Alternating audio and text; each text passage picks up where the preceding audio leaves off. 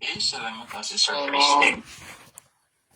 So tayo po muling magpapatuloy ng ating pong ng ating pong pag-aaral sa aklat po ng Acts chapter 9 at dito po ay pag-aaralan na po natin ang patungkol kay Pablo at ang kanya pong pagmimisyon. So unahin po natin yung buhay po ni Apostle Pablo, yung background, kung ano yung mga sinasabi ng banal na kasulatan regarding the background of his family bago po siya nakakilala sa atin pong Panginoong Diyos or yung divine conversion po niya. So ito ay magbibigay sa atin ng kalinawan, maging sa panahon na tayo pa po ay wala sa atin pong Panginoong Diyos. So yung the greatest po na makikita po natin dito sa Bible regarding the teachings of conversion ay patungkol po, matatagpuan po natin kay Apostle Pablo, yung pagbabago ng kanyang buhay sa panahon na naroon na sinampalatayanan niya ang ating pong Panginoong Jesucristo nung siya po ay nasa daan po ng Damasco. So tayo po manalangin. Panginoon, lubusan kami nagpapasalamat sa patuloy po ninyong kabutihan sa aming pong buhay sa kabila, Panginoon, ng napakaraming mga suliranin, napakaraming mga problema, napakaraming mga pagsubok, Panginoong Diyos. Ngunit lubusan kami nagtitiwala sa inyo pong pagkasoberano, Panginoon. Alam po namin na hindi ka nagpapabaya sa bawat isa po sa amin. Patawarin niyo kami, Panginoon, sa lahat ng aming kasalanan. Hindi sa iyo po ang aming puso, ang aming isipan, ang aming pong buong buhay, Panginoon. Tulungan niyo kami, O Diyos, na patuloy na makasunod sa inyo pong pamantayan, sa inyo pong banal na salita, Panginoong Diyos, dahil kami, Panginoon, ay lubusang walang magagawa kung wala po kayo sa aming pong mga buhay, kung wala pong pagkilos sa inyo pong banal na Espiritu. Sa oras na ito, Panginoon, dalangin po na kayo po ang siyang patuloy na manguna, yung banal na Espiritu ang siyang patuloy na magturo po sa amin, Panginoon, magbigay sa amin ng kalinawan sa mga bagay, Panginoon, na amin pong pag-aaralan sa oras na ito. Naniniwala po kami, O Diyos, na dakila ka sa lahat ng bagay at sa lahat ng aspeto ng aming pong mga buhay. Kaya dalangin ko, Panginoong Diyos, ang patuloy na pakikipisan ng iyong kapangyarihan at banal na Espiritu sa aming pong mga buhay, sa aming mga puso. Patuloy niyo pong buksan upang maging mapagtanggap, Panginoon, upang maitama, Panginoon, ang mga katuruan na damitin na po naming minana, Panginoon. Ngunit ito itinutuwid po namin, Panginoon, sa pamamagitan niyo pong banal na salita. Tanging ang iyong salita lamang susundin po namin, O Diyos. Hindi po ang mga katuroang tao o kultura, Panginoon, na kinagisnan po namin dahil naniniwala po kami, O Diyos, na pagsunod sa inyo pong banal na kasulatan ay marami pong, Panginoon, dapat po namin isaayos sa aming pong buhay upang maging matatag ang aming paniniwala at pananampalataya. Pagpalain niyo pong bawat isa, ito pong aming samot-dalangin sa pangalan ng Jesus. Amen. So tayo po magpapatuloy sa ating pong pag-aaral at pag-usapan po natin regarding the life of Apostle Paul and his missions and ministry. Si Pablo po at ang kanya pong buhay, ito po yung una po nating pag-aaralan sa oras na ito. So una-una, the life of Apostle Paul. So yung kanya pong family background. So ang family background po ng Apostle Pablo, tandaan po natin na siya po isang Hudyo mula po sa tribe of Benjamin. Ang Benjamin po, ito po ang isa sa pinakamalakas na tribo ng bansang ng tribe po ng Israel. So siya po ay kasama po ni Manase at ni Ruben. So sa mga mandirigma po talaga ang mga kinilala po ito sa Old Testament time, ng mga mandirigma, sabi nga po nila. So si Pablo, dyan po siya galing, sa tribe of Benjamin. And then, tandaan din po natin na siya po ay isinilang bilang Pariseo. Okay, siya po ay sinilang bilang Pariseo at ang kanya pong ama ay Pariseo. Sabi nga po ni Apostle Pablo, proud to state that he was a Pharisee, the sons of Pharisee.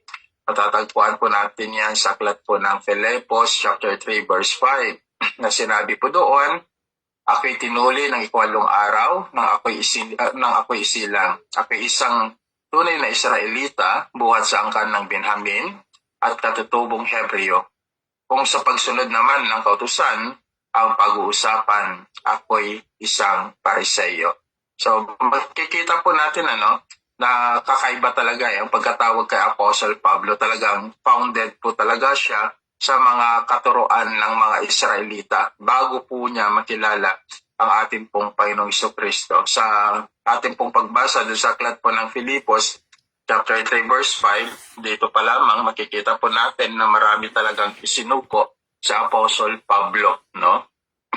And then, he was also sent to Jerusalem to study at the feet of Gamaliel. So nag-aral po siya kay Gamaliel, napag-aralan po natin yan sa unang mga talata po o kabanata po ng aklat kung sino si Gamaliel. Siya po ay ginagalang at respetado, bihasa sa kautusan. So, a respected teachers of Jewish law indicating that his family values religious education. So, si Apostle Pablo, binigay po kay Gamaliel, doon po siya nag-aaral. Ito'y nagpapatunay lamang ng kanya pong family background, napakahalaga sa kanila ang batas, okay, ng lumang tipan at pagsunod po dito. So, ganun na lamang ang pag-persecute po ni Apostle Pablo nung siya po ay hindi nakakilala sa ating Panginoong Diyos nang hindi pa niya sinampalatayanan ng ating pong Panginoong Kristo. Okay? Kaya makikita po natin talaga yung great conversions of Apostle Paul. So doon sa Gawa chapter 22 verse 3, sabi dito, ako ay isang Hudyo, ipinanganak sa Tarsus sa lalawigan ng Galatia, sa Cilicia.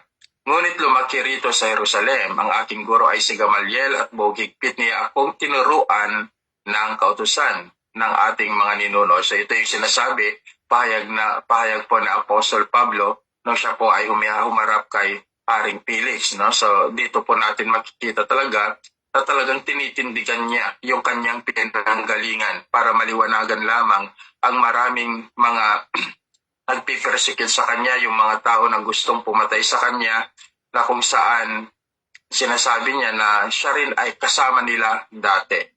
Na mahigpit talaga ang kanyang paghawak sa kautusan ni Moses, ngunit dito pinapatunayan niya na handa niyang talikuran lahat ng mayroon siya, maging katuruan na luma para sa kanya, masunod lamang ang katuruan o yung masunod lamang po ang ating pong Panginoong Jesucristo, yung naisin at layunin po ng ating Panginoong Jesucristo sa kanya pong buhay. At sabi rin dito, ako ay masugid na naglilingkod sa Diyos tulad ninyong lahat na naririto ngayon. So he explaining kung gaano kasugid yung mga naroroon, mga witnesses, mga nagdala sa kanya sa hukuman, mga taong nais pumatay sa kanya. So ganoon din ang kanyang dating damdamin. Kaya nga doon sa chapter 7, makikita rin natin, pag-aralan natin, babalikan po natin yon regarding doon sa hindi pa siya totoong nakakilala sa atin pong Panginoong Kristo at sumampalataya sa kanya. So dito makikita pa natin na talagang sa Apostle Pablo yung kanyang great conversion. No? So, at isa pa na makikita po natin yung Roman citizenship po na Apostle Pablo. Ito po ay great privilege po na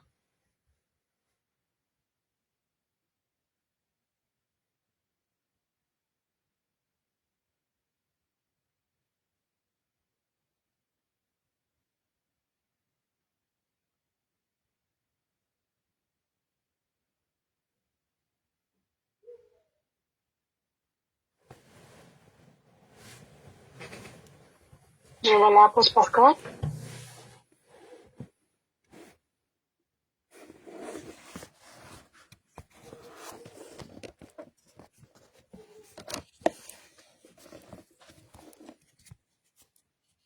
Nene, narinig ba kayo mga kapatid? Oo, nawala din.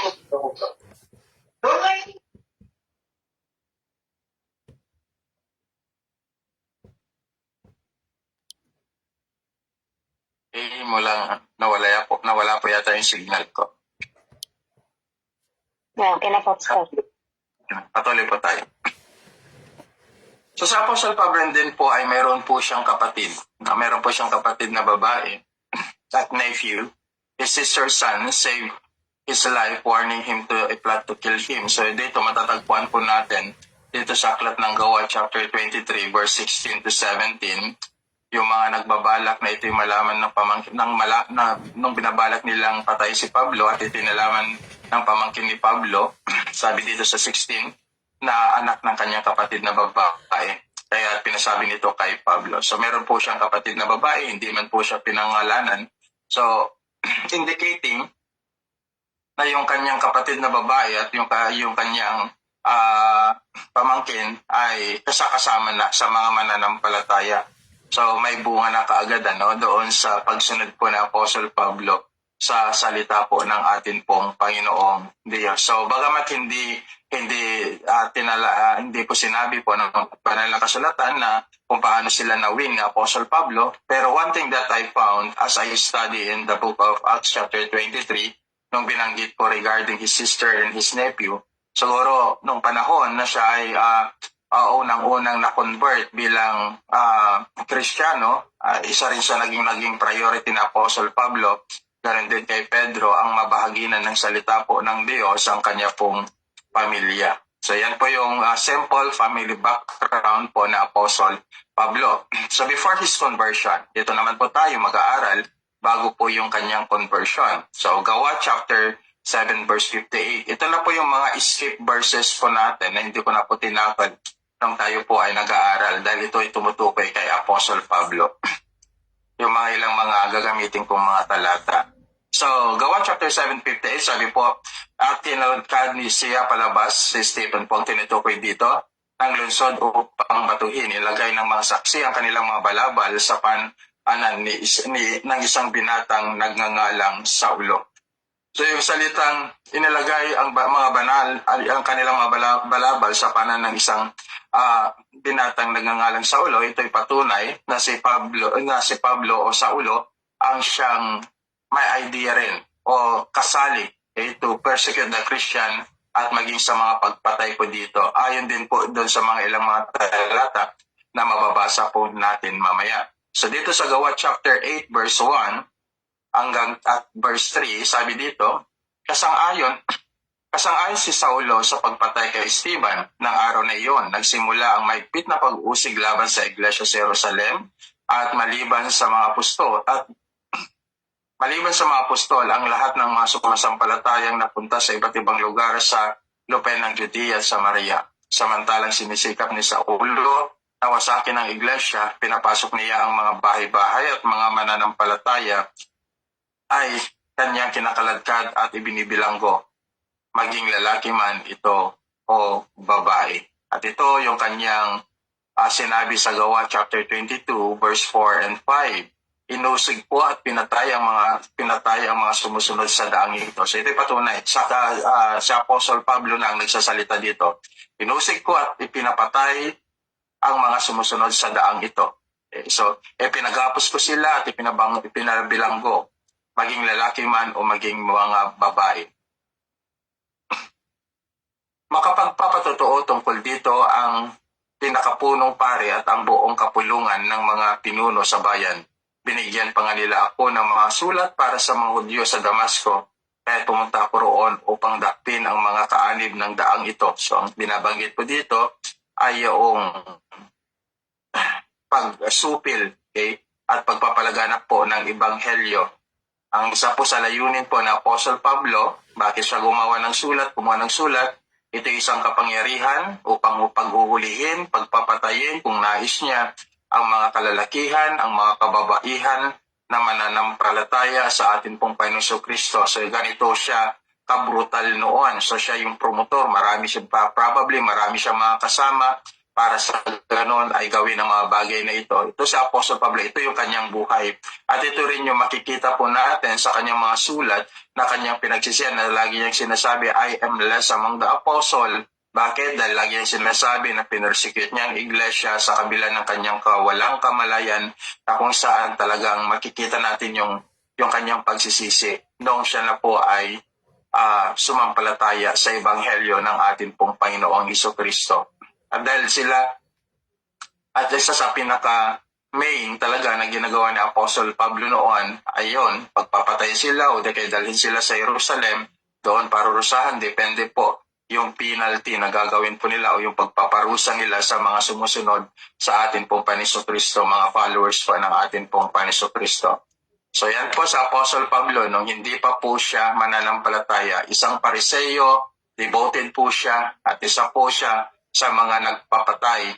Kaya sa maraming mga Kristiyano sa kanyang kabataan, at higit sa lahat, siya po ang promotor sa mga pagpapahirap ng iglesia ng ating pong Panginoong Jesucristo. But let us study doon sa the great conversions of Apostle Paul.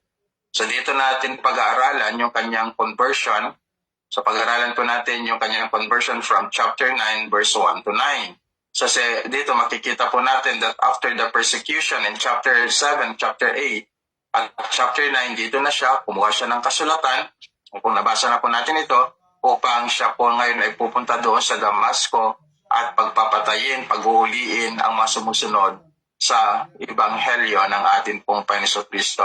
But among his journey, sa kanya pong paglalakbay, makikita po natin na ating pong Panginoon Kristo mismo ay nagpakita po sa kanya sa nakakasilaw na liwanag.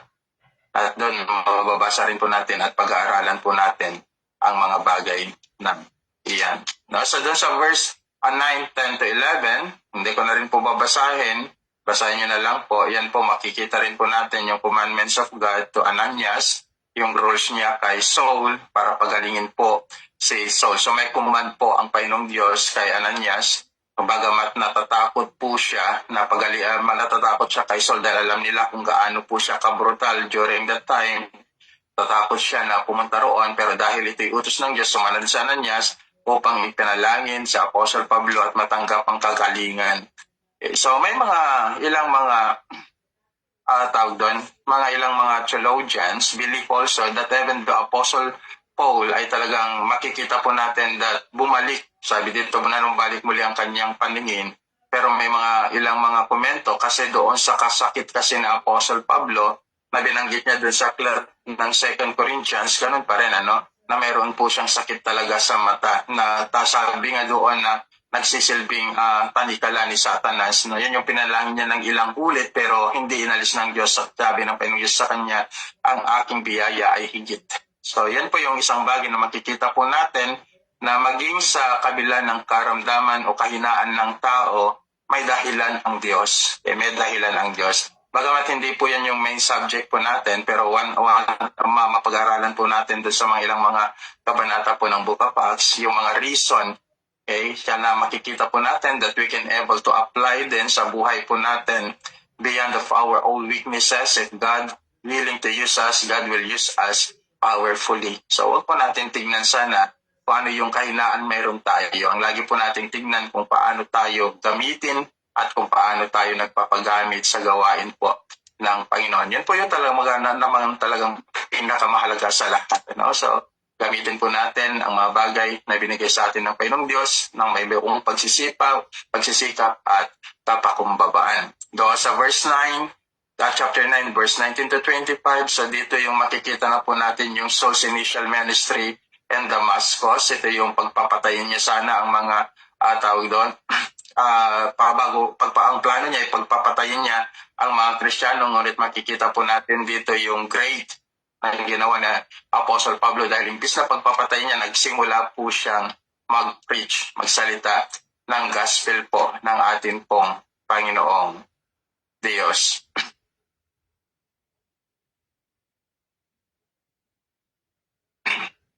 Dito sa Gawa chapter 9, verse 20 to 23, so yun yung sinabi ko sa inyo kanina na sa Apostle Pablo, basahin po natin, pumasok siya sa mga sinagoga at nangaral na si Jesus ang anak ng Diyos. Nagtaka ang lahat ng nakirinig sa kanya, hindi ba siya ang dating umuusig sa mga sumasampalataya kay Jesus? O yung daan na ito na sabi kanina, sa Jerusalem. Tanong nila, hindi ba't naparito siya upang siya dakpin, dalhin at nakagapos na sa mga punong pari? Ngunit lalong naging mahusay si Saulo sa kanyang pangangaral at nalito ang mga Hudyo na ninirahan sa Damasco dahil sa kanyang matibay na pagpapatunay na si Jesus ang siyang Kristo. Pagkaraan ng maraming araw, nagkaisang mga Hudyo na patayin si Saulo. So, malaking nakita kasi nito yung mga ibang devoted and dalo na si Apostle Pablo nung nagpasimula na siyang mga aral, isang panarin threaten din sa kanila na kung paano ang mga apostol ay patuloy ng pangangaral ito at lalong lumaganap dahil sa kahusayan na Apostle Pablo na binigay sa kanya ng banal na espiritu sa pangangaral ay hindi na nila mahadlangan. So napakahalaga rin na maunawaan din po natin dito in the applications in our life na hindi po patalinuhan talaga ang pangangaral ng salita po ng Panginoong Diyos, kundi yung maging sentro lang, okay, ang Ebanghelyo ni Kristo sa bawat pagtuturo po natin. Ito lang naman yung laging sinasabi ni Apostle Pablo maging sa kanyang mga sulat, that if we preach Christ, then yung fullness of Christ ang lagi po nating sinasabi. At ang mandate po ng Biblia hanggang po ngayon ay hindi po nagbabago. Preach the gospel, and that is the mandate. Ang ating pong Panginoon Kristo, yan po yung sinabi niya sa kanyang 12 alagad at ganun din po sa mga ilan pa na sumunod po sa mga apostol at naging witness po sa kanya pong resurrection, 7 in the book of Acts chapter 1 na natapos na rin po natin. Ang tanging layunin lang po nila is to preach the gospel, the true gospel. So katulad ng lagi kong sinasabi po sa inyo, yung conversion po kasi ng tao, hindi po natin trabaho. Ang conversions po ng tao, it is a work of the Holy Spirit kasi yun yung kanyang kapangyarihan to change that person na nakinig po ng Ebanghelyo ng ating pong Panginoong Jesucristo. So yan po yung plano po nila kay Apostle Pablo. Gumagawa po sila ng paraan para mapapatay po siya. At isa po sa mga kakampi po ng mga Hudyong ito ay yung tinatawag po nating mga hinilis. So sinabi ko na rin po ito sa ating pong pag-aaral. Ang mga hinilista, ito po yung mga tao na nahawa o tumanggap ng kulturang Grego at iba pang paniniwala. So ito yung mga kakampi nila. So pinagtutulungan nila ngayon sa Apostle Pablo dahil hindi po nila kayang sansalain ang karunungan ibinigay sa kanya. So yun po yung napakaganda. So doon sa verse 4, sabi po dito sa verse 4, sabi dito, natumba siya sa lupa at narinig niya ang isang tinig na nagsasabi, Saulo, Saulo, bakit mo ako inuusig? So may tanong po dito So ito po yung katanungan. Direkta bang inuusig ni Pablo ang Panginoong Hesus? So ang sagot po dyan, hindi. Ngunit bakit sinabi ng Panginoong Hesus, bakit mo ako inuusig? So ang sagot po dito, ganito lang po yung kadali. Dahil alam po natin, sa kadahilanan na ang iglesia ay sumisumbolo sa katawan ng ating pong Panginoong Jesucristo. Kaya't ang pag-uusig sa isang iglesia o pag ang isang iglesia ay inuusig at nasusubok, sa katapatan nito, ang Panginoong Hesus ang inuusig nila at hindi tayo. So dapat makita po natin, kung ang church po natin ay inuusig, tinutuyaw, ano pa mga bagay na ginagawa nila, dahil nakikita po nila yung katapatan po natin sa turo, sa pamumuhay, at sa lahat ng aspeto, magiging salamin kasi yan magiging salamin yan. Na ang iglesia talaga, pag namuhay ito sa katotohanan, magiging salamin ito ng sanlibutan na kung saan sila ang mali, at pinapakita na tayo ang tama. So yan po yung katotohanan. So sa panahon po natin, mangilan-ngilan lang talaga. And sabihin po natin, sila nga po yung minority. Tayo nga po yung minorities. Dahil ayaw po nila yung turo. Tapos sabihin na po natin yung katotohanan, yung turo natin. Na ang laging sentro ay ang gospel. Ang laging sinasabi po natin is to have a perseverance to serve the Lord. Hindi katulad po ng marami sa panahon ngayon na niyakap ang mundo sa kanilang mga pulpito, naglalakihan at ang dami po nilang miyembro kasi ang kanilang itinuturo ay yung gusto ng mundo. Yan naman ay babala na rin po ng mga apostol at ng maging ang ating pong Panginoon Kristo. Sabi nga, pag magtuturo po tayo ng gusto po ng sanlibutan, syempre, yayakapin at mamahalin tayo ng sanlibutan. Pero kung magtuturo po tayo ng mga bagay na makalangit at hindi po makasanlibutan, tayo po talaga ay ipipersecute nila. Tayo po talaga ay pagtatawanan pa nila. So, ang lumalabas pa nga dyan na masakit minsan na para bang sila ang tama, ngunit tayo ang mali. Pero sa katotohanan, sa harapan po ng Diyos, if we stand in the truth, tayo pa rin ang tama sa harapan ng Diyos. Ang mahalaga, itinuturo po natin sa kanila ang totoo. Nasasaktan man sila sa katotohanan sinasabi po natin. In all biblical principle, sinasabi natin dito sa kanila, wala po tayo dapat naninindigan tayo. Ang katulad sinabi ko, ang mahalaga po dito, tumatayo po tayo sa mga turo po ng ating pong Panginoong Jesucristo. So dito, katulad ng sinabi ko sa inyo, expect yung tinatawag po na ating persecution, na tatanggapin po natin. sa sanlibutan ito pag tayo po'y nanindigan at patuloy na sumunod sa Panginoong Jesucristo at sa kanyang mga totoong turo. Ngunit ang iglesia ay may pakinabang. Tandaan po natin regarding and persecution. Okay? Kung ang iglesia ay inuusig at nasusubok sa katapatan nito sa ating pong Panginoong Jesucristo, tandaan po natin ito, magkakaroon lamang ang iglesia ng pakinabang sa pag-aalipusta at pag-uusig dito ng mga di sumasampalataya o hindi kumikilala sa Diyos kung tayo ay tumatayo sa totoong turo, sa kabanalan, at naninindigan tayo sa tama at katotohanan dahil kung ang iglesia ay inuusig lamang dahil sa mali at makamundo nitong gawa, ito'y walang kabuluhan sa harapan ng Diyos. Alam niyo po, ito yung masakit, ano? Maraming mga churches sa panahon po natin ngayon na immoralidad,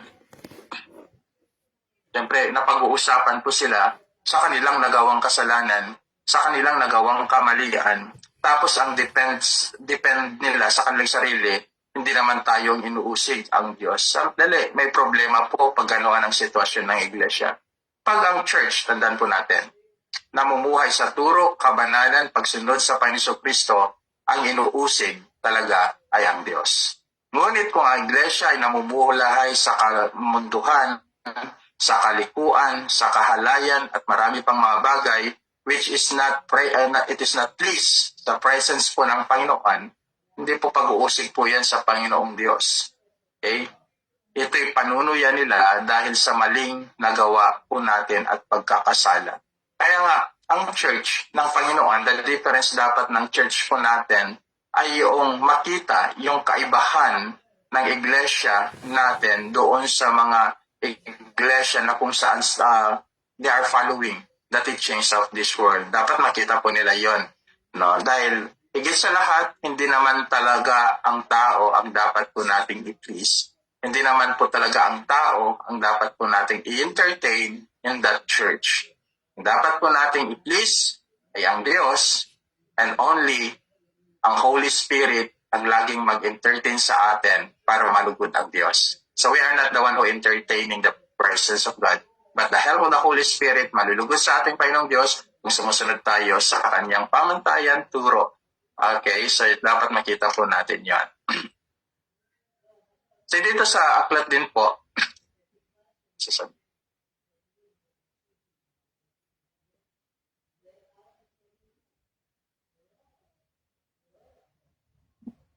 sa verse 5, sabi dito, sabi ng Apostle Pablo, sino po kayo, Panginoon? Tanong niya, ako si Jesus na yung inuusig, tugon niya.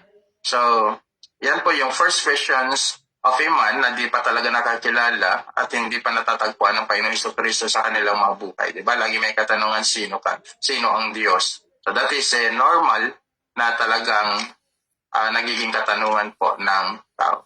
Dalawang verses lamang po ang nais ko pong pag-focusan dito sa verse 9. That is verse 15 and verse 16. At pagkatapos po nito, lalagtaw po tayo doon sa first missionary na po na Apostle Pablo. Pero I know na hindi po natin matatapos. Kaya yung first missionary po na Apostle Pablo, ayan po ay sa susunod na po nating pag-aaral. May mga ilang mga words things lamang dito na bibigyan ko ng diin, karagdagan sa atin pong kalaman patungkol sa salita ng Diyos. So let us go. One of the highlight of this chapter 9 in the book of Acts, highlight po o key verse ng Acts chapter 9. So verse 15, sabi po dito, ngunit sinabi sa kanya ng Panginoon, pumunta ka roon, sapagkat siya'y pinili ko. Yan yung word na pag-aralan po natin. Sapagkat siya'y pinili ko upang ipakilala ang aking pangalan sa mga hintel, sa mga hari, at sa mga anak ng Israel. Ulitin ko, sabi po dito, ngunit sinabi sa kanya ng Panginoon, pumunta ka roon. Sana Diyos po ang kausap ng Panginoong Diyos dito. Sapagkat pinili ko, sapagkat siya pinili ko upang ipakilala ang aking pangalan sa mga hintel, sa mga hari, at sa mga anak ng Israel. Tandaan po natin that even in the Old and New Testament, naroon na po ang pagpili ng Diyos. Ito yung hindi po makita ng marami regarding yung pagpili po ng ating pong Panginoong Diyos, hindi po nila binibigyan po ito ng diin. Ang lagi po nilang sinasabi that the person can able, kaya po nilang hanapin ang Diyos, sila ang namimili sa Diyos. The Bible never tell us na pinili natin ang Diyos. Actually, even in the book of John, chapter 15, ang Diyos ang pumili sa atin. And every details in the Scripture, in the New Testament, ang Diyos pa rin ang pumipili. Ang tao, wala siyang kakayahang piliin ang Diyos. Nagkaroon lang po tayo, take note, nagkaroon lang po tayo ng responsive, okay, will, responsive, na puso o damdamin o kaisipan na piliin siya nung pinili na po tayo. Sana maging clear po sa atin yan. But if God will never choose us, we cannot able to choose Him. Bakit? Wala po kasi yung transforming heart sa atin. Kaya nung pinili po tayo ng Diyos, binigyan po tayo ng bagong puso, as written in the book of Ezekiel. Kaya nung binigyan po tayo ng bagong puso, doon lang po tayo nagkaroon ng, okay, pipiliin na po natin yung kagustuhan ng Diyos, pipiliin na po natin magbasa ng Biblia, pipiliin na po natin pumunta ng simbahan, pipiliin na po natin maglingkod, kasi ang Diyos ang unang kumilos po sa atin. Dapat clear po sa atin po yun. Okay? So, ang Diyos ang unang pumili sa atin. Okay? At siya lang po ang may kakayahan nito. At pag-aralan po natin ito. So, yung salitang pinili ko siya, ito'y paulit-ulit din na nabanggit, hindi lamang po sa ibang parte. No? Peter is chosen by God.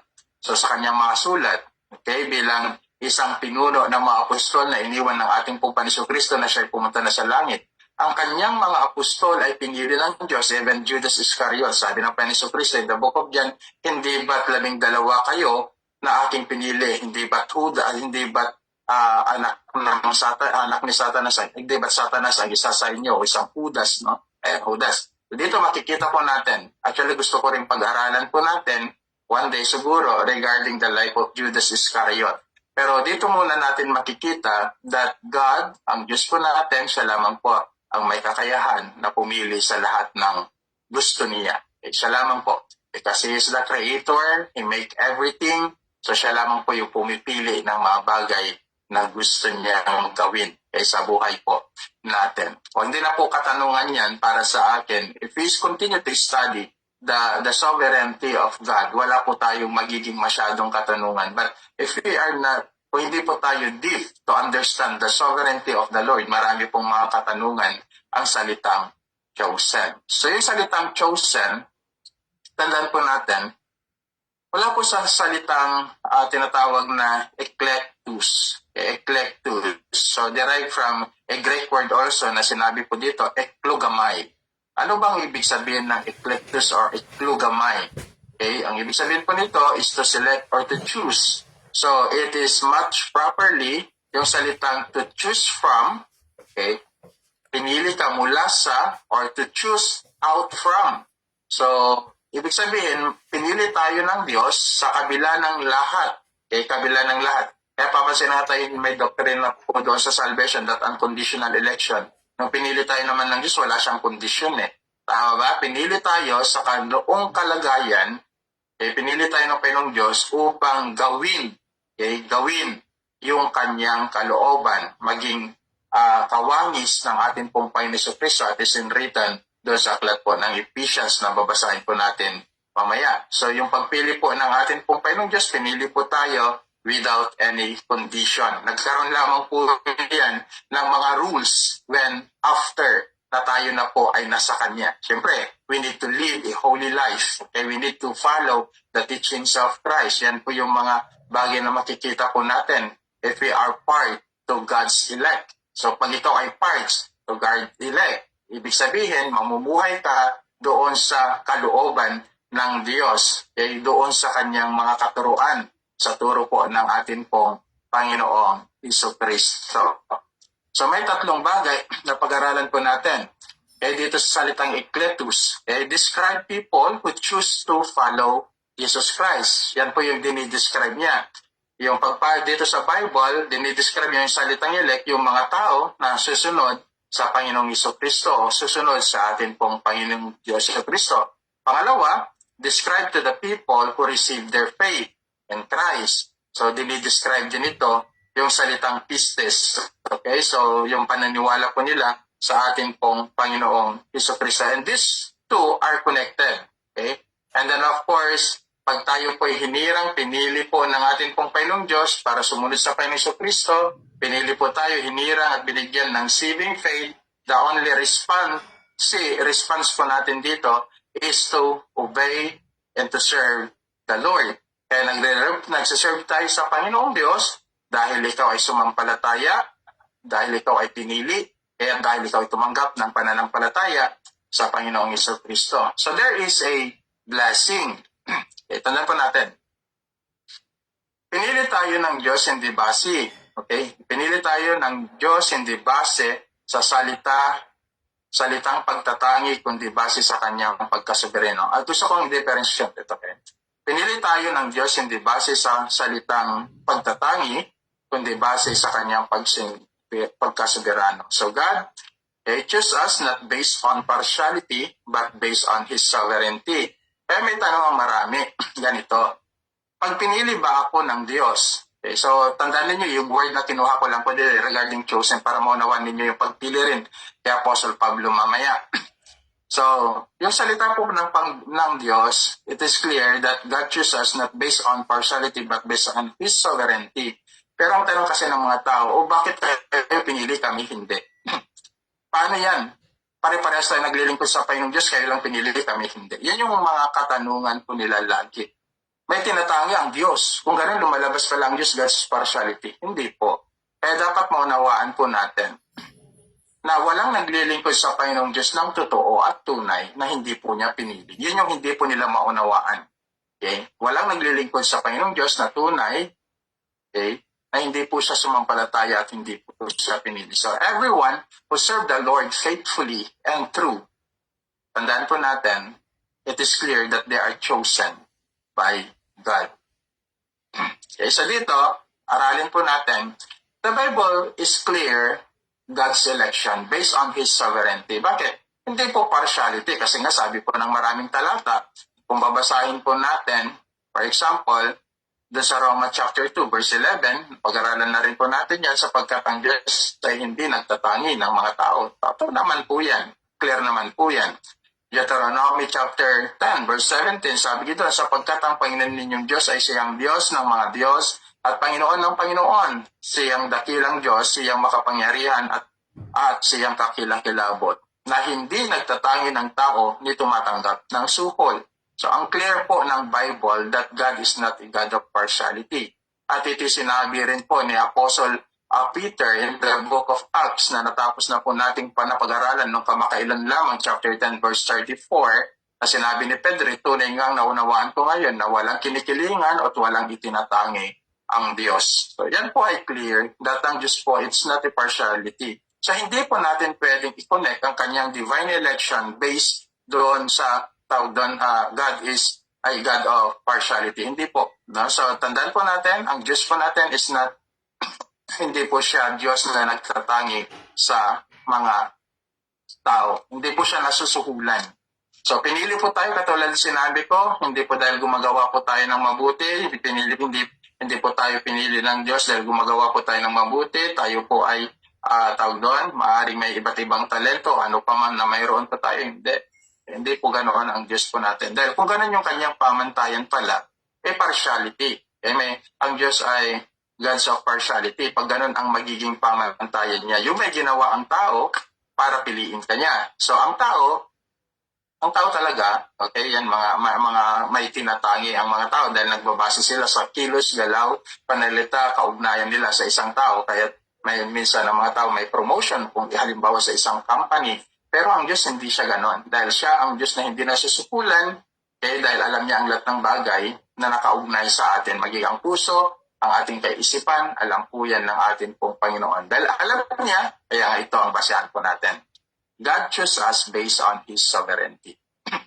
Dahil kilala ka niya bago ka pa malikha sa sinapupunan ng iyong ina, maging ako, ganoon din. Kilala niya kung ano yung madadaanan po nating mga hakbang, mga pagpapasya po natin, as written in the book of Psalm chapter 139. So alam niya, kilalang kilala po tayo ng Diyos. Kahit nung pinili tayo ng Diyos, hindi po based on His partiality, but based on His sovereignty.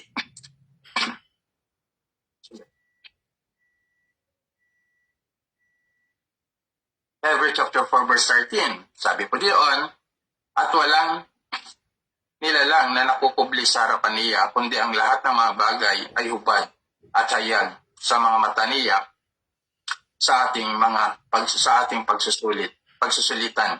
So tandaan po natin, everything that we are doing, alam po yan ng ating pong Panginoong Diyos. So kaya ano ang pagmamalaki po natin. Kaya hindi po natin pwedeng pinagpagmalaki na pinili tayo ng Diyos. Tandaan po natin, pinili lang po tayo ng Panginoong Diyos base sa kanyang pagkasoberano at habag. Wala na pong iba. Based on His mercy and sovereignty. Kaya dito sa aklat din po ng John chapter 1, 1 John chapter 3 verse 20, sabi doon, patulan tayo ng ating puso sapagkat ang Diyos ay higit na dakila kaysa ating puso at nalalaman niya ang lahat ng bagay. Panagkoy chapter 3 verse 37, sino nagsasalita at ito ay hindi nangyayari maliban ito ay inutos ng Panginoon. Sa mas mababaw na salin, sabi po dito, walang anumang bagay na nangyayari na hindi sa kapahintulutan ng Panginoong Diyos. And all these verses na binanggit ko, base pa rin ito sa pagkasoberano ng ating pong Panginoong Diyos. So ano ang may dadahilan po natin? Just be thankful if we part doon sa God's elect. Malaking pribilehiyo po yan para po sa atin dahil tayo po ay pinili. Isang basihan na tayo po ay pinahili ng ating pong Panginoong Diyos ay nung tayo po ay sumampalataya sa Kanya at sa Kanyang Ebanghelyo. Yan po yung unang-unang pinakabasihan. Nung tayo po ay sumampalataya, naniwala sa Ebanghelyo ng ating pong Panginoong Kristo at tayo pinagsisi sa ating pong mga kasalanan, nag-response po tayo to the calling of the gospel, nag-response po tayo to the calling of God's grace, and that is a proof that we are part of God's elect. Dahil tayo po ay pinili ng Diyos, hindi po lang po tayo manatili doon sa pagtanggap ng Kanyang Ebanghelyo at biyaya, kundi tayo po ay magpapatuloy sa kabanalan. Magpapatuloy po tayo sa buhay na makadiyos. Magpapatuloy po tayo sa paglilingkod sa Kanya. Kaya nga po may perseverance of the saint. Kaya tayo po ay magpapatuloy hanggang sa wakas ng ating pong buhay dahil tayo hinirang ng Diyos. Dahil ang Diyos po natin na pumili po sa atin, ang magbibigay po sa atin ng kalakasan upang makapagpatuloy sa paglilingkod sa Kanya. So that is our God na pinaglilingkuran. So it is a great privilege and blessing to us to be chosen by God. So wag po natin kakalimutan yon. Ano yung mga pribilehyo na ibinigay sa atin bilang pinili po ng Panginoong Diyos? So tandaan po natin, God will give us a true pastor or preacher God will give a true pastor or preacher for the elect that teach them the truth from the scripture. Ang mga hinirang po ng Diyos, hindi po yan bibigyan ng mga pastor na liko-liko kung magturo. Bibigyan po sila ng mga pastor na kung magturo na kung saan itutuwid yung mga mali talaga na kanilang mga natutunan. Kaya yan po yung tatandaan po natin. If a pastor correct us, yung buhay na dati nating kinagisnan, mga uri ng pagsamba na kultura lamang, mga traditional kinds of worship na ginagawa po natin, na kung saan nakikita natin that it is out of the scripture, mapapalad po tayo. Dahil binabalik po tayo ng Diyos sa isang realidad ng buhay na tayo po bilang mga mananampalataya ay dapat maging malalim sa salita po ng Panginoong Diyos. Sa atin po bilang pinili ng Diyos, tandaan po natin, wala pong pinili ng Diyos na tamad na mag-aral ng Kanyang salita. Wala pong pinili ng Diyos na hindi po siya nagbabasa ng banal na salita. It is commanded to us to meditate, read and meditate the Word of God day and night. Yan po yung kautusan po ng atin pong Panginoon. So ang isa sa pinaka-benefits po talaga dito, na napakapalad po natin talaga, pag ang church po natin ang itinuturo lagi ay yung mga salita po ng atin pong Panginoong Diyos. Hindi po siya motivational, hindi lang po tayo ina-encourage to become rich in this world, kung paano tayo maging mayaman, paano tayo maging sikat, paano po tayo, paano pa natin mapapalawak ang atin pong mga kayamanan dito sa lupa. Hindi po ganoon. Because the Bible, if you study the scripture, wala po silang ibang pinag-aaralan kundi ang salita po ng Panginoon.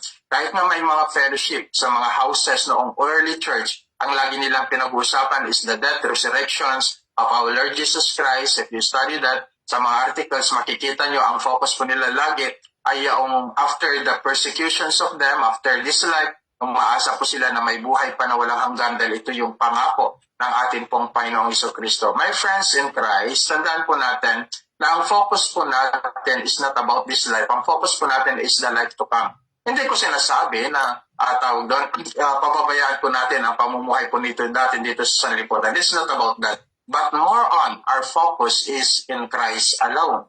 So yan po yung tandaan po natin. Kaya dito sa verse, in the book of Titus, chapter 1, verse 1, clear po dito na sinasabi, sabi po dito, mula kay Pablo, lingkod pa ng Diyos, apostol na Jesucristo, sinugo ako upang patabayin ang mananampalataya. Hinihirang o pinili ng Diyos. So si Pablo, ibinigay siya as being a preachers and pastors to the elect. Nakaw ninyo. So yan po yung layunin pa rin po ng Diyos. So it is a great privilege and blessing to us pag binigyan po tayo ng pastors and preachers, which is ang sentro ng kanilang pagtuturo at pangangaral ay kay Kristo lamang. Ang Panginoong Jesucristo lamang ang laging binabahagi sa inyo at sa atin.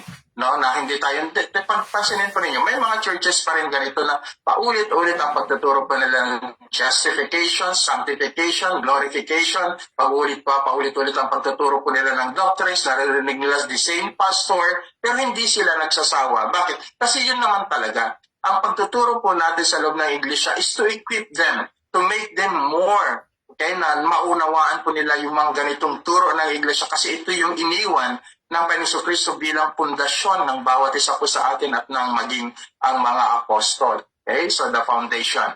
Si Kristo, ang totoong pundasyon po natin, kahit ang sentro ng turo ng iglesia ay kay Kristo. So si Pablo, sabi niya dito sa Titus chapter 1, siya ay pinadala ng Diyos upang turuan ang mga mananampalataya at tinirang ng Panginoong Diyos. Ituturuan po sila.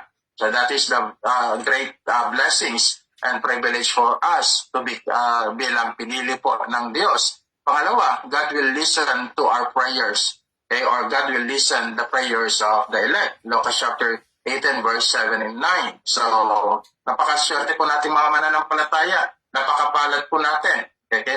That is a right term. Napakapalad po natin na mananampalataya.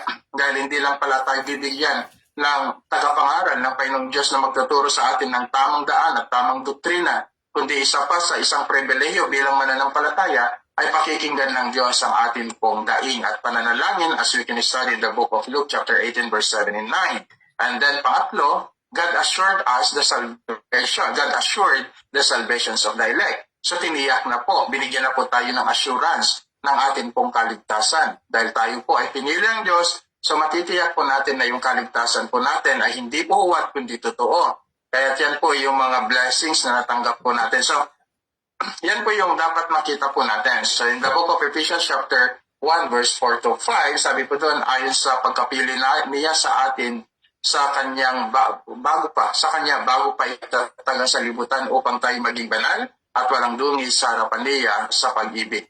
Tayo itinalaga sa pagpupok upang maging kanyang mga anak sa pamamagitan ni Jesucristo ayon sa kabutihan ng kanyang kalooban. So, the reason why God chose us, first of all, tandaan po natin, assurance to our salvations, assurance that we are part in God's children, and assurance, tandaan po natin na mayroon na po tayong mabuting kaugnayan sa ating pong Panginoong Jesucristo. So, yan po yung dahilan kung bakit tayo po dapat magpasalamat na tayo po ay pinili ng Diyos. Bagamat napakalawak po itong election. Actually, sa church po ng Malasin, hindi ko pa alam, mga 3 Sunday or 3 Sunday ko po itong itinuro regarding the divine election. Okay? Yung unconditional election po ng Panginoong Diyos sa mga mananampalataya. So, doon sa aklat po ng Hebrew chapter 10 verse 31, huwag po ninyong kakalimutan. Sabi dito, isang kakilakilabot na bagay ang mahulog sa kamay ng Diyos na buhay. Alam niyo po, sabi nila, dapat manatili kayo sa Diyos. Yun yung mga preachings pa ng maraming pastor. Dapat kapitan ninyo ang Diyos. Ano yung mga Alam niyo po, pag tayo po ang humahawak at kumakapit sa Diyos, may posibilidad na tayo nga po ay mawawala. But thankful po tayo because this verse talk about God's election, that God is the one who hold us. Siya po yung humahawak sa atin. Kaya sabi nga po doon sa ating sinabi pa ng Panginoong Jesucristo sa aklat po ng John chapter 17, ang mga pinagkatiwala mo sa akin ay walang nawala kahit isa man sa kanila. So yan po, God is the one who holds us. Bakit kakilakilabot ang mga bagay na mahulog sa kamay? Kasi yung talagang wala na sa kamay ng Diyos, marim-marim ang mangyayari po sa kanila. Those people who reject the gospel, those people who reject His grace, those people who never accept the blessing in Christ, those people who never listen to the conviction of the Holy Spirit, sila po yung wala na sa kamay ng Diyos. At kung hindi po nila mabubuksan ang kanilang mga puso at hindi mabubuksan ang kanilang mga puso, that is a dangerous things, terrible things to happen. Kaya tayo po, nasa safe na po tayo because we are in God's care. Hinawakan po tayo ng Diyos. Ang lahat ng mananampalataya at pinili ng Diyos, makakaasa sila na mananatili sa kanyang presensya at biyaya. Dahil ang Diyos ang humahawak sa kanila, ang Diyos ang humahawak po sa atin. Kaya huwag po tayong kaya po din po sa aklat po ng Hebreo, napakaganda rin po na mapag-aralan din po one day. So, yan po yung isang bagay na makikita po natin at tandaan po natin na napakalaki po talagang pribileyo. Pagpapatuloy po natin ang aklat po ng Acts regarding doon sa mga ilang pang mga talata na natitira dito sa Acts chapter 9 sa pagmimission po ni Pablo. Bilang panghuli, verse 16, hindi ko na po bibigyan ng diin. I need to raise map. Kailangan pong magpahinga po ng aking lalamunan. Sabi po dito, ipinapakita ko sa kanya ang lahat ng dapat niyang tiisin alang sa akin. So, simply, isang bagay lang po ang iiwan ko po dito sa inyo na pagnilay-nilayan po natin. Tingnan po ninyo, the Bible, pinapakita na ang dapat nating tiisin pag tayo ay sumunod sa Diyos. So, lagi ito yung turo. Ipinakita kay Pedro, sinabi ng Panginoon Kristo ang kanyang dapat batain at tiisin sa pagsunod sa kanya at maging ang mga disipulo, ganun din kay Pablo. Sinabi dito sa verse 16, pinakita ng Diyos ang kanyang mga babatain at titiisin. So, lahat ng yan pinakita po sa kanila. At the Bible already speak to every believers na kailangan po nilang magtiis sa kanilang pagsunod sa Ebanghelyo ng ating pong Panginoon Kristo. Pero the problem today, ngayon, pag nagsermon po ang mga ibang mga tagapangaral, laging sinasabi na pag ikaw ay sumunod sa Diyos ay marami kang blessing na matatanggap maraming nainganyo di ba? So, yung blessing, normal naman yun. Pero tandaan po natin, ang blessing na binabanggit po ng Biblia, it is not about the material things. So, material blessing is optional when we serve the Lord. So, pag sinabing optional, hindi po siya talaga yung pinaka-priority na dapat po nating makita. Optional siya because yung blessing na material, at tandaan po natin na pag pinagpapala po tayo ng Diyos, as the pagbabasahin po natin, even in the book of 2 Corinthians, okay, ibig sabihin, may responsibilidad po tayo as a believer to help that church. Kasi kailangan naman po talaga okay, ng mga financial na support ang iglesia, lalo na sa mga lokal na iglesia po nating kinakaangiban para masuportahan ng gusto ang gawain po ng ating pong Panginoong Diyos. Pero tandaan po natin, as a believers, that is only optional. It is not the priority one. Hindi po siya yung primary. Actually, siya po yung secondary. Hindi po yan yung dapat na focus po natin. Marami pong mga talata rin po sa Biblia na nagsasabi po sa atin, okay, patungkol sa wealth, okay, kung paano natin palugin, most especially if you study in stewardship, okay, marami po tayong matututunan yan. Pero tandaan po natin that the true blessing, sa katotohanan, tinanggap naman po natin talaga. Okay? Tinanggap po natin. Pero ang focus kasi ng marami ngayon, even some preachers today, lagi dito sa mga worldly lifestyle. Hindi po. Ang dapat focus po natin na blessing na binigay na ng Diyos sa mga mananampalataya ay ito. The privilege to serve Him is a great blessing to us. Kaya yun yung malaking pagpapala. Yung binigyan ka ng pagkakataon ng Diyos, di ba? Napaglingkuran siya, nagagamit ka sa mga tambour and dance, nagagamit ka to share His gospel to your friends, nagagamit ka sa loob ng iglesia, nakapagpapatotoo ka, maraming mga bagay kang nadadala sa Panginoon. It is a great privilege for you. And then it's great blessing. Bakit? Hindi ito nagagawa ng marami, pero ikaw yung ginamit ng Panginoong Diyos para maranasan mo rin yung dakilang pagpapala ng ating pong Panginoon. Pangalawa, to be one of of the elect is a great blessing to us. So, nakita po ninyo, yung maging kaparte na rin po sa mga mananampalataya, maging ka-fellowship po nila, maging kasama po nila sa mga hinirang ng Diyos, sa mga pinili ng Diyos, blessing na po yan sa atin. Great blessing po yan. Hindi na po yan may kukumpara sa mga sa kayamanan ng sanlibutan. Pangatlo, to receive eternal life. Ito yung priority na pinufocus po natin in our preaching. Ang unang-unang blessing na tinanggap po natin, nung tinanggap po natin ang Ebanghelyo ni Kristo at ang kanyang binaya, sumunod po yan yung eternal life. Makakatiyak po tayo. And it's a great blessing about that. Yung great blessing na rin po, yung tinanggap po natin, yung buhay na walang hanggan at may katiyakan. As I read nga sa inyo kanina sa aklat po ng Ephesians chapter 1. So yan po yung tandaan po natin. Si Apostle Pablo, ganito po ang kanyang sinabi sa aklat ng Ephesians o Filipos, I should say, chapter 4, verse 12 to 13, na lagi po nating binabanggit minsan, pero dapat makita po ninyo ang kanyang sinabi. Alam po kung paano magkikahos, alam po rin kung paano managana, natutunan po na ang sekreto kung paano masiyahan sa anumang kalagayan sa buhay, ang mabusog o magutom, ang managana o maghirap. So yan po yung focus ng Ephesians chapter 4. So Pablo sinasabi niya, so it's not about in material things, no? So si Apostle Pablo, sabi niya, siya mismo nagsasabi, naranasan ko maghirap, naranasan ko magutom, naranasan ko managana, naranasan ko rin naman mabusog. So that is clear that in material world, sometimes as being a children of God, magkaranasan din natin ng ganitong mga bagay.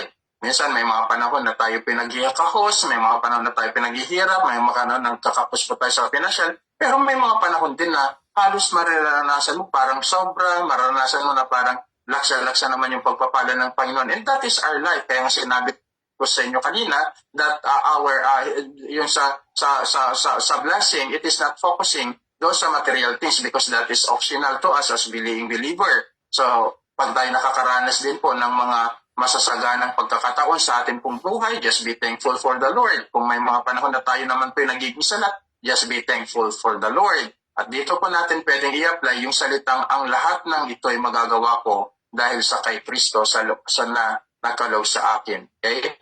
So, ang lahat ng ito ay magagawa ko dahil sa lakas na kaloob sa akin ni Kristo. So, that is clear, no? Hindi po tumutukoy po ito sa ministry. Hindi po tumutukoy ito doon sa pakikipaglaban mo ng test o ng basketball o ano pa man na ginagawa po ng marami. Hindi po. Ang tinutukoy po dito, it is the lifestyle that we have in Christ. Yung buhay na mayroon po tayo kay Kristo ang tinutukoy po dito. Dahil yung buhay na mayroon po tayo kay Kristo, ito po yun. Minsan may kasalatan, minsan may kasaganaan, minsan may kahirapan, minsan mayroong kalungkutan, minsan mayroong joy, minsan mayroon pong victory, minsan mayroon din failure. So lahat ng ito kung papansinin ninyo, just be thankful in Christ kasi siya yung nagpapalakas po sa atin. Yan po yung ibig sabihin po na. Let's talk about lifestyle in Christ, no paano yung buhay mayroon po tayo, kasaganaan man, kasalatan. That is Philippians chapter 4, verse 13. So dapat, yun po yung focus po natin. So sa verse 17 at patuloy po yan, makikita po natin regarding yung ginawa po ni Ananias kay Pablo dahil inutusan po siya ng atin pong Panginoong Diyos. Okay, na pagalingin nga po si Pablo dahil siya po ay nabulag in the road of Damasco. So yun na lamang po yung natitirang aralin po natin pero hindi na po natin bibigyan po yan ng masyadong diin in chapter 9 dahil next po, darako na po tayo doon sa first missionary po na Apostle Pablo. At mag-assign po siguro ako kung sa mga pan ninyo, sa mga Bibles po ninyo, actually meron po doong mga map, the Old Jerusalem at naroon din po may mga map po kasi dyan regarding the missionary of Apostle Paul. Siguro, pag ako po ay magtuturo, lagyan nyo na lang po ng mga talata. Kasi kung sakali man, doon sa likuran. Halimbawa, pag makapagsimula po tayo, bahala na po kayo kung paano nyo lalagyan mga talata. Kasi wala pong mga talata po yan. So, let us study his journey. Ano yung kanyang ginawa sa isang lugar, ang focusan po natin, sa pag-aaral po natin, ay kung saan yung mga highlights lang.